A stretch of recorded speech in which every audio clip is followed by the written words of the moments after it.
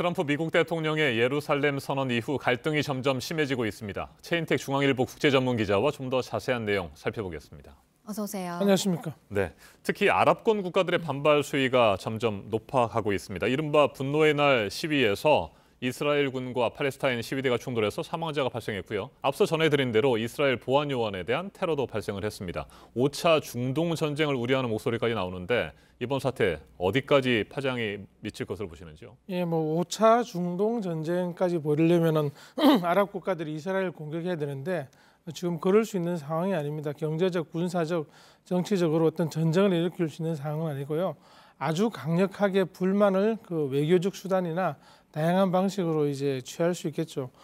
대신에 이제 팔레스타인 주민들의 민중 봉기, 지금까지 이제 1987년부터 94년 그리고 2000년에 이제 걸쳐서 2차에 걸쳐서 민중 봉기인 인티파다가 있었는데요. 네. 제3차 인티파다가 벌어지지 않을까 그런 우려를 합니다. 그리고 지금 사망자가 발생한 게 시위가 격렬해서 그 와중에 이제 폭력화되어서 이런 사망자가 난 게 아니고 가자 지구에서 예루살렘이라든지 인근 팔레스타인 요르단강 서안 지구가 아니고 거기가 떨어져 있는 하마스라는 좀 약간 좀 강력한 정파가 무장 정파가 지배하고 있는 가자 지구에서 이스라엘을 향해서 이제 로켓포를 발사했습니다. 이 때문에 이스라엘 전투기가 이제 폭격해서 보복 폭격을 하는 과정에서 2명이 사망했고, 그리고 가자 지구에서 이제 시위를 하다가 고무탄을 쏘았는데 고무탄이 사실 살상 가능성이 있는 탄입니다. 그 때문에 2명이 사망하는 등 이제 4명이 사망했고요. 여기에 잇따라서 이제 방금 보도했다시피 이스라엘 보안요원에 대한 어떤 흉기 공격이라든지 이런 일들이 발생을 하고 있습니다. 문제는 이게 하나의 도화선으로 더 커질 수 있다는 거죠. 지금까지는 아직까지는 그렇게 이제 우려할 정도의 큰 상황은 아닌데 이게 시작일 수 있다는 겁니다. 그게 우려되는 거죠. 네. 지금 아랍 국가들은 미국과의 대화는 없다는 그런 입장인 것 같습니다. 그걸 볼 수 있는 게 이제 미국 부통령이 이번 달 말에 이제 중동을 방문할 예정인데 팔레스타인 대통령이 만나지 않겠다고 그랬다면서요? 예, 팔레스타인 정부의 마무드 아바스는 사실은 굉장히 허약한 상황입니다. 지금 이제 팔레스타인 정부는 양쪽으로 나눠져 있습니다.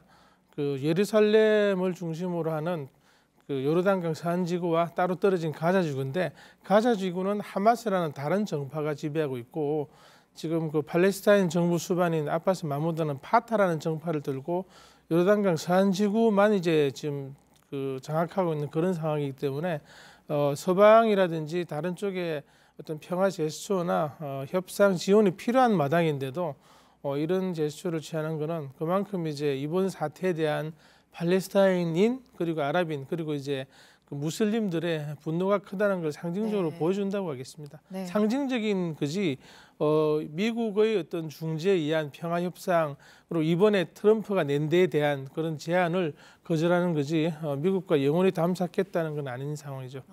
네, 현재로서는 5차 중동 전쟁까지 이어질 가능성은 높지 않다. 앞서 이렇게 말씀을 해주셨는데 중동 국가들이 이처럼 규탄 성명이나 시위 정도 진행하는 것으로 그치고 실질적으로 미국이 압박받을 만한 그런 집단 행동에 나서기는 어렵다. 이런 분석들이 나옵니다. 좀 그렇죠. 아랍연맹 22개국이 있는데요. 사실상 이제 친미 국가라고 볼 수 있는 이집트의 아랍연맹 사무국이 있고, 이 아랍연맹 사무국장은 계속적으로 이집트에서 맡아왔습니다. 네. 그리고 이제 아랍연맹 22개국을 전체 합치면은 GDP가 어떤 구매력 기준으로 세계 4위 정도입니다. 그런데 1인당 GDP는 만 불이 안 되는 가난한 지역입니다. 그렇기 때문에 이 국력이라든지 여러 가지 상황상 집단적으로 미국에 대항하기는 쉽지 않은 상황이고요. 그리고 그 내부에 있는 사우디라든지 아랍에미리트는 친미 국가이지만 이번에 이제 미국에 대해 미국 트럼프의 예루살렘 이스라엘 수도 지정이라는 인정이라는 여기에 대해서 이제 반대를 하고 있는 거죠. 이 두 나라는 미국 무기의 최대 구매자 중에 하나입니다. 이런 상황에서 자국의 이제 국방에 이제 중요한 미제 무기를 공급하는 미국과 이번 사안에 대해서는 척지고 서로 이제 저항하고 반대 의견을 말하겠지만 외교적으로 장기적으로 척지기는 쉽지 않은 상황입니다. 그래서 지금 상황이 이제 문제는 시간이다, 그렇게 볼 수도 있겠습니다. 네, 그러니까 아랍 국가들의 입장이 다 다르기 때문에 아마 트럼프 대통령도 이걸 생각해서 이번에 이런 선언을 했을 것이다라는 그렇죠. 얘기도 있고요. 분열과 네. 집단 행동을 하기 쉽지 않을 것이라는 그런 걸 이제 분명히 보고 행동을 한 것으로 보입니다. 근데 실제로 또 유엔 안보리 긴급회의에서도 별다른 해법이 나오지 못한 걸 보면 그런 것 같기도 합니다. 그렇죠. 안보리에서 안보리 회원국 15개국 중에 모든 14개국 모든 회원국이 미국의 행동을 지적하고 거기에 대해서 이제 어떤 반발을 했는데요. 그럼에도 불구하고 미국에 대해서 어떤 제재를 할 수도 없는 상황이고 네.